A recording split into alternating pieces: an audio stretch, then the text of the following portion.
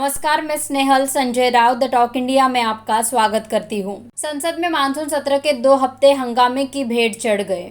अभी भी विपक्ष का रुख कुछ नरम नहीं दिख रहा। कांग्रेस नेता राहुल गांधी ने विपक्षी नेताओं को नाश्ते पर बुलाया, 1-2 को छोड़कर सभी गए। वहाँ संसद में विरोध की रणनीति बनी और वहाँ से सारे नेता साइकिल चलाकर संसद पहुंचे।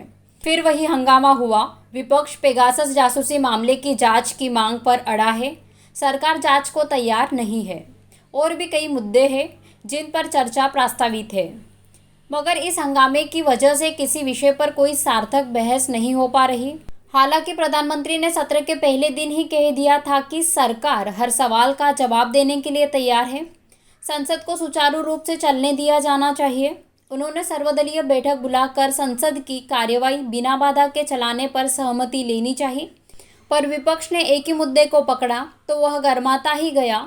यहाँ तक कि लोकसभा अध्यक्ष को कुछ तल्ख चेतावनी देनी पड़ी कि अगर सदन की मर्यादा का ध्यान नहीं रखा जाएगा तो वे सांसदों के खिलाफ कार्यवाही करने को विवश होंगे।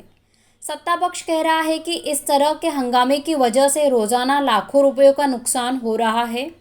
बहुत सारे मसलों पर फैसला नहीं लिया जा पा रहा है। यह एक तरह से लोकतंत्र की हत्या है, मगर इन बातों का विपक्ष पर कोई असर नजर नहीं आ रहा। दरअसल इस बार विपक्ष को एक ऐसा मुद्दा मिल गया है जिस पर वह अपनी ताकत दिखा सकता है, इसलिए भी वह जासूसी के मामले को पकड़े हुए है।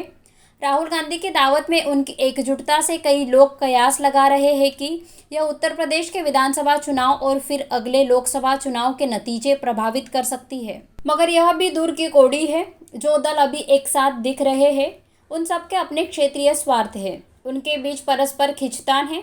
इसके पहले भी कई चुनावों में एक साथ मिलकर मजबूत प्रतिपक्ष बनाने की कोशिश हो चुकी है, पर वे सफल नहीं हो पाई। इसलिए इस एकजुटता को लेकर कोई चुनावी आकलन करना अभी जल्दबाजी होगी। फिलहाल मुद्दा जासूसी मामले की जांच है।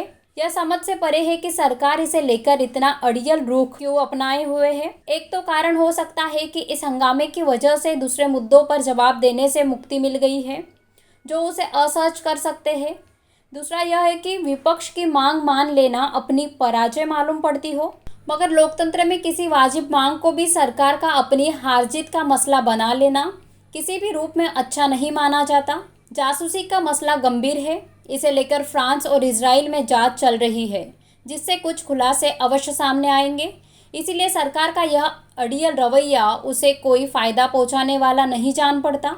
सरकार बेशक कह रही है कि इस तरह हंगामा करना लोकतंत्र की हत्या है, पर भाजपा को यह नहीं भूलना चाहिए कि 2G और कोयला खदान आवंटन मामले में उसने भी यही रास्ता अख्तियार किया था। अगर सरकार सचमुच मानसून सत्र को सुचारू रूप से चलाने और विभिन्न विषयों पर बहस करने को लेकर संजीदा है तो उसे लचीला रुख अपनाना होगा। विपक्ष से भी अपेक्षा की जाती है कि वह बीच का कोई रास्ता अपनाए। आज के लिए बस इतना ही। हमसे जुड़े रहने के लिए द टॉक इंडिया चैनल को सब्सक्राइब करना ना भूलें। धन्यवाद।